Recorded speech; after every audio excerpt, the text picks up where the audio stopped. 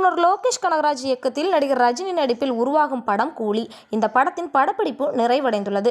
இந்த படமானது வரும் ஆகஸ்ட் 14ஆம் தேதி திரையரங்குகளில் வெளியாகும் என்று அறிவிக்கப்பட்டுள்ளது.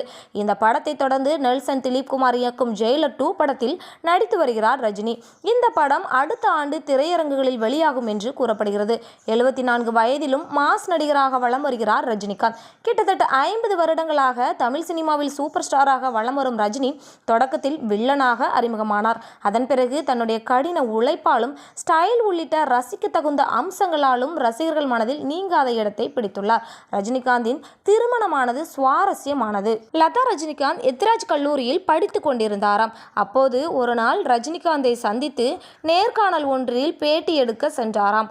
அப்போதுதான் அவர்கள் இருவருக்குள்ளும் காதல் தீ பற்றி கொண்டதாக கூறப்படுகிறது. லதாவும் ரஜினிகாந்தும் 1981இல் திருமணம் செய்து கொண்டார்கள். இவர்களுக்கு ஐஸ்வர்யா, சௌந்தர்யா என்று 2 மகள்கள் இருக்கிறார்கள்.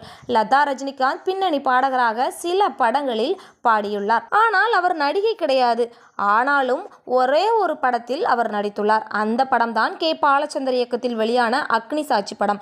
இந்த படம் 1982ஆம் வருடம் வெளியானது. இதில் நடிகர் சிவகுமார், சரிதா தான் முன்னணி கதாபாத்திரங்களில் நடித்துள்ளார்கள். இதில் ரஜினி, லதா ரஜினிகாந்த் கௌரவ தோற்றத்தில் அதே பெயரில் நடித்திருந்தார்கள். இது போன்ற சினிமா மற்றும் சீரியல் சம்பந்தமான தகவல்களை தெரிஞ்சுக்க சினி டைம்ஸ் சேனலை சப்ஸ்கிரைப் பண்ணுங்க.